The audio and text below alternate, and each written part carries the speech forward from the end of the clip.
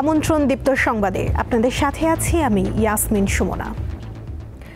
উজান থেকে পানি নামতে থাকায় রাঙামাটির কাপ্তাই হ্রদের পানি বেড়েই চলেছে। ফলে নিরাপত্তা ও উজানের বন্যা নিয়ন্ত্রণে চতুর্থ দফায় বাঁধের জলকপাট আরও ৬ ইঞ্চি খুলে দেওয়া হয়েছে। কর্ণফুলী পানি বিদ্যুৎ কেন্দ্রের ব্যবস্থাপক প্রকৌশলী মাহমুদ হাসান জানান, কাপ্তাই হ্রদে পানির উচ্চতা বাড়তে থাকায় বুধবার রাত ১১টা থেকে গেটগুলো ৩ ফুট করে খোলা হয়েছে। এতে প্রতি সেকেন্ডে ৯,০০০ কিউসেক পানি কর্ণফুলী থেকে নিষ্কাশন হচ্ছে। এদিকে চট্টগ্রাম, নওগাঁ সহ বিভিন্ন জেলায় নদীর পানি বৃদ্ধি অব্যাহত রয়েছে।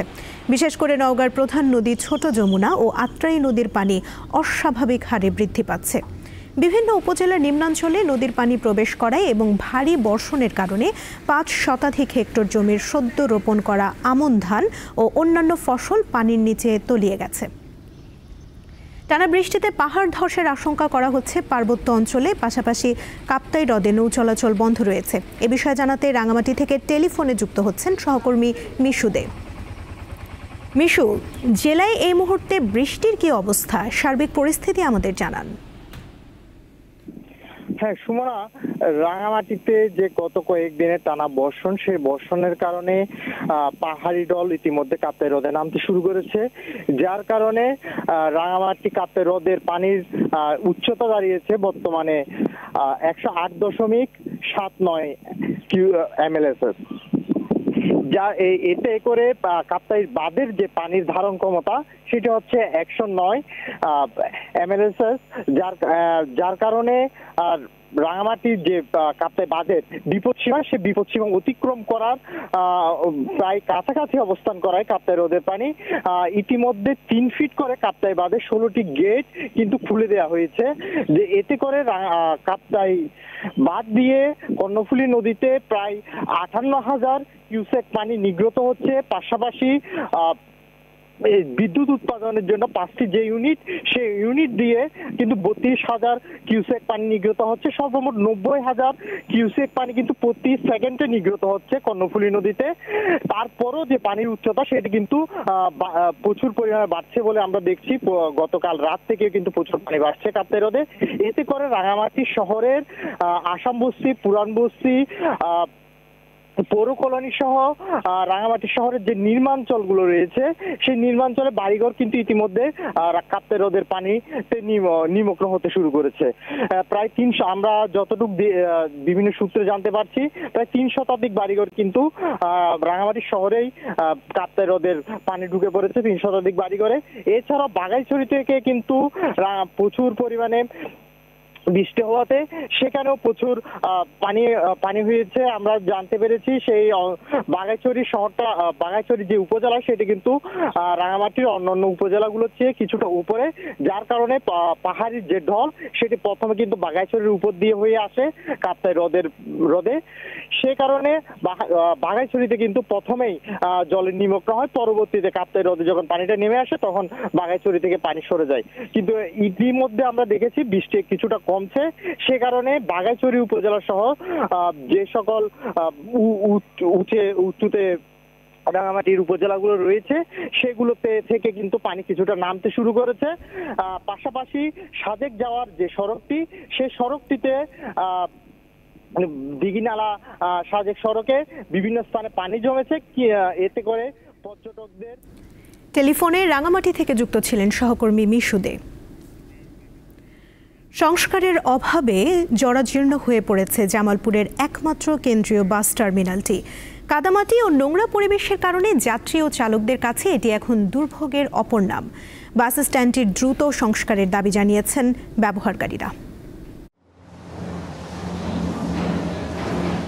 খসে গেছে টার্মিনাল ভবনের ছাদের পলেস্তার, কোথাও কোথাও বেরিয়ে এসেছে ছাদের রড। এতে যে কোনো সময় ঘটতে পারে বড় দুর্ঘটনা। শুধু তাই নয়, সামান্য বৃষ্টিতে টার্মিনালের সামনে জমে থাকে নোংরা ও কাদা পানি। এই চিত্র জামালপুরের একমাত্র কেন্দ্রীয় বাস টার্মিনালের। ঝুঁকিপূর্ণ অবস্থায় আমরা অফিস করতেছি, এটা একটা। তারপরে পানি নিষ্কাশনের টার্মিনালের কোনো ব্যবস্থা নাই। একটা ড্রাইভার জানাবে গায়ে উঠতে পারে না, 2-1 দিন পরে পরে একটা দুর্ঘটনার শিকার হইতেছে। এই বসার ব্যবস্থাটা ঠিক মতো নাই। জেলার সঙ্গে সারা দেশের যোগাযোগ ব্যবস্থার উন্নয়নে 1983 সালে 2 একর 88% জায়গার উপর নির্মিত হয় টার্মিনালটি। এরপর থেকে এখন পর্যন্ত রক্ষণাবেক্ষণের কিংবা আধুনিকায়নের কোনো ছোঁয়া লাগেনি এখানে। সারাদিন গাড়ি চালায় যে আমি যাত্রীও নামামু, এই যাত্রী নামার সুযোগ সুবিধাও নাই। আর কোনো পরিবেশ নাই গাড়ি থোয়ার, এক হাত প্যাক হয় যখন বৃষ্টি হয়। বাবা মা বুড়া শাশুড়ি আসলে অনেক কষ্ট হয়। টার্মিনালটির উন্নয়নে 24 কোটি টাকার একটি পরিকল্পনার কথা জানায় জেলা প্রশাসন। তো এই অর্থ বছর আমাদের 1.5 কোটি টাকা আপনার জেলা আন্তঃজেলা বাস টার্মিনালের জন্য বরাদ্দ হয়েছে। আশা করি এটা খুব দ্রুত আমরা টেন্ডারে যাব, টেন্ডার হলেই পরে আমরা কাজ ধরবো। আশা করি যে এই প্রকল্প বাস্তবায়ন হলে এখন যে খানাখন্দ আছে, তারপর পানি জমে আছে, সেটা সমস্যার সমাধান হবে। প্রতিদিন এই টার্মিনাল থেকে ছেড়ে যায় ঢাকা, টাঙ্গাইল, নারায়ণগঞ্জ, চট্টগ্রাম ও সিলেট সহ দেশের বিভিন্ন জেলার পরিবহন। দীপ্ত বার্তাকক্ষ। টাঙ্গাইলে পিকআপ ও মোটরসাইকেলের সংঘর্ষে 3 জন নিহত হয়েছে, আহত হয়েছে 1 জন। ভোরে উপজেলার বিলাসপুর বটতলা এলাকায় এই দুর্ঘটনা ঘটে। তাৎক্ষণিক নিহতদের নাম পরিচয় পাওয়া যায়নি। পুলিশ জানিয়েছে নিহতদের মধ্যে 2 জন মোটরসাইকেল আরোহী ও 1 জন পিকআপের চালক।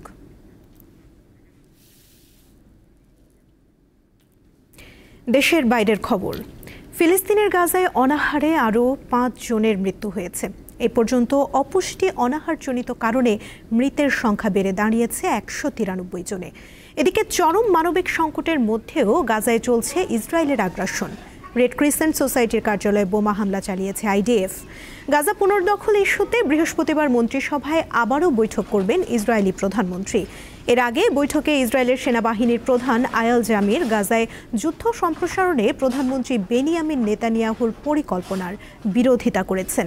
3 ঘন্টার এক উত্তেজনাপূর্ণ বৈঠকে জামির সতর্ক করে দিয়ে বলেছেন, গাজার অবশিষ্ট অংশ দখল করলে সেনাবাহিনী দীর্ঘমেয়াদে সেখানে জড়িয়ে পড়বে এবং এতে জিম্মিদের জীবন হুমকির মুখে পড়তে পারে।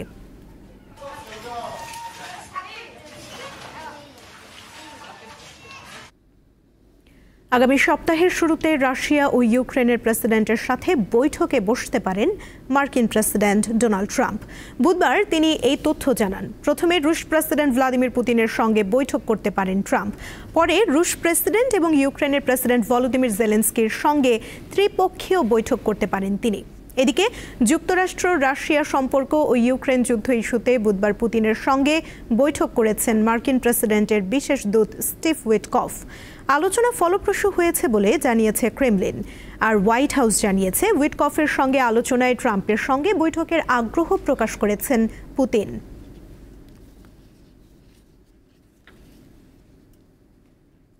এখনই প্রকৃতির দিকে নজর না দিলে ভারতের মানচিত্র থেকে মুছে যাবে হিমাচল প্রদেশ, এমনটাই সতর্কবার্তা দিয়েছে ভারতের সুপ্রিম কোর্ট। লাগাম ছাড়া উন্নয়নের হ্রাস টানতে এবং পরিবেশের ভারসাম্য রক্ষার ওপর জোর দিয়েছে দেশটির সর্বোচ্চ আদালত।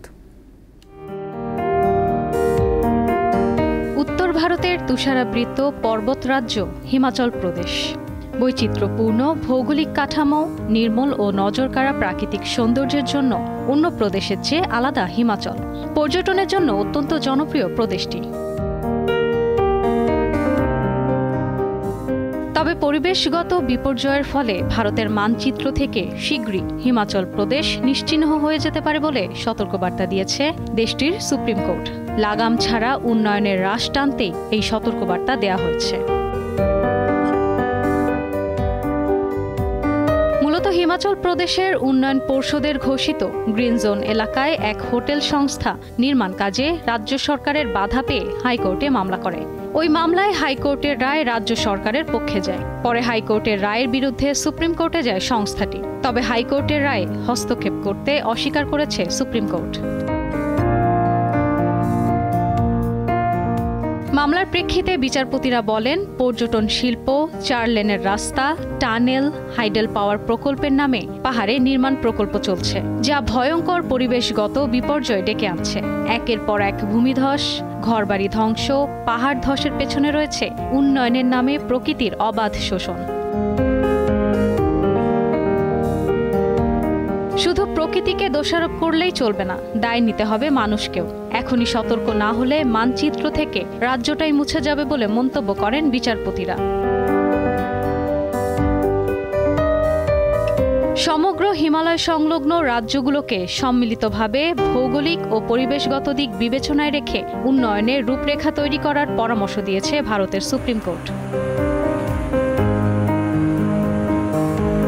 কয়েক বছর ধরে হিমাচল প্রদেশ ও উত্তরাখণ্ডে হরপাবান, অতিবৃষ্টি, ভূমিধসের প্রকোপ বেড়ে চলেছে। নানা ধরনের প্রাকৃতিক বিপর্যয়ে জনজীবন বিপর্যস্ত হচ্ছে। আর এসবের জন্য পরিকল্পনাবিহীন উন্নয়নকে দোষারোপ করছেন বিশ্লেষকরা। ইশরাত সুমা, দীপ্ত বার্তা কক্ষ। এবারে খেলার খবর। পাকিস্তানের বিপক্ষে 3 ম্যাচের ওয়ানডে সিরিজকে সামনে রেখে 15 সদস্যের শক্তিশালী দল ঘোষণা করেছে ক্রিকেট ওয়েস্ট ইন্ডিজ। দলে এসেছে বেশ কিছু পরিবর্তন। বিশ্রাম দেওয়া হয়েছে নিয়মিত পেসার আলজারি জোসেফকে, আর দীর্ঘদিন পর ওয়ানডে দলে ফিরেছেন অলরাউন্ডার রোমারিও শেফার্ড। সিরিজের 3টি ম্যাচেই হবে ট্রিনিদাদ অ্যান্ড টোবাগোর ব্রায়ান লারা ক্রিকেট একাডেমিতে, যথাক্রমে 8, 10 ও 12 আগস্ট। সদ্য সমাপ্ত টি-20 সিরিজে পাকিস্তানের কাছে 2-1 ব্যবধানে হেরেছে ওয়েস্ট ইন্ডিজ।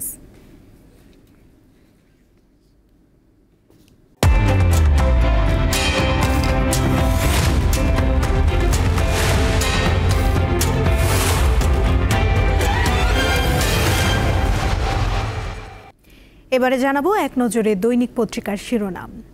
আমাদের হাতে রয়েছে প্রথম আলো পত্রিকা, যার প্রধান শিরোনামে দেখতে পাচ্ছি নির্বাচন মুখে হচ্ছে দলগুলো। নির্বাচনের সময়সীমা ঘোষণাকে স্বাগত জানিয়েছে বিএনপি। জামায়াত, এনসিপি ও ইসলামী আন্দোলন মনক্ষুণ্ণ হলেও ভোটের সময় নিয়ে আপত্তি তোলেনি। এদিকে নির্বাচনের আয়োজন করতে ইসিকে সরকারের চিঠি, ভোটের প্রস্তুতি এগিয়ে নিচ্ছে নির্বাচন কমিশন।